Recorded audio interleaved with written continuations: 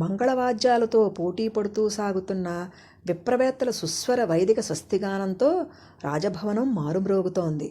ఆ వివాహ వేడుకకు వచ్చే మహర్షులకు, రాజబంధువులకు, రాజమిత్రులకు విడివిడిగా కూర్చుని తిలకించే విధంగా ఆసన పంక్తులను ఏర్పాటు చేశారు. జనకుని తరపున కుశధ్వజుడు, దశరథుని తరపున భరతుని మేనమామ యుధాజిత్తు వివాహానికి తరలివస్తున్న ఆహూతులను మర్యాదపూర్వకంగా పేరు పేరున పలకరించి ఆ ఆసనాలలో కూర్చోబెడుతున్నారు. విప్రవేత్తలు పవమాన సూక్తం చదువుతూ ఉండంగా తాంబూలరాగ పూరితాధర దరహాసాలతో పండు ముత్తైదువులు సీతారాములకు విడివిడిగా మంగళస్నానాలు చేయించి పట్టుపుట్టములు కట్టి నుదుట కళ్యాణ తిలకం దిద్ది రాములకు కుడి బుగ్గపైన, సీతకు ఎడమ చెక్కిలిపైన దిష్టి చుక్కను పెట్టి ఇద్దరినీ సకలాభరణాలతో అలంకరించారు.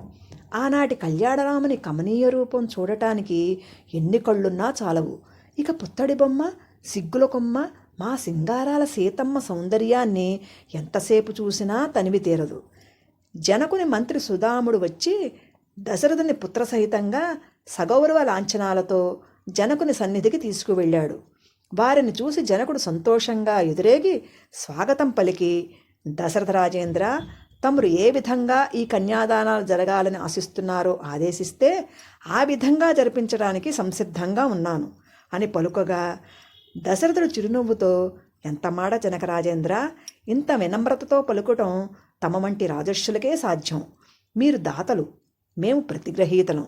ప్రతిగ్రహణమనున్నది దాత నిర్ణయానుసారం జరగటమే ధర్మమని శాస్త్రం చెప్తోంది.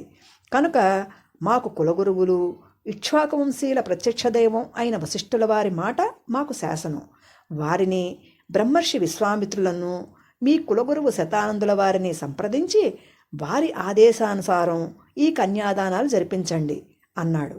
జనకుడు వశిష్ఠుని చూసి ఆదేశించండి అన్నట్లు చేతులు జోడించాడు.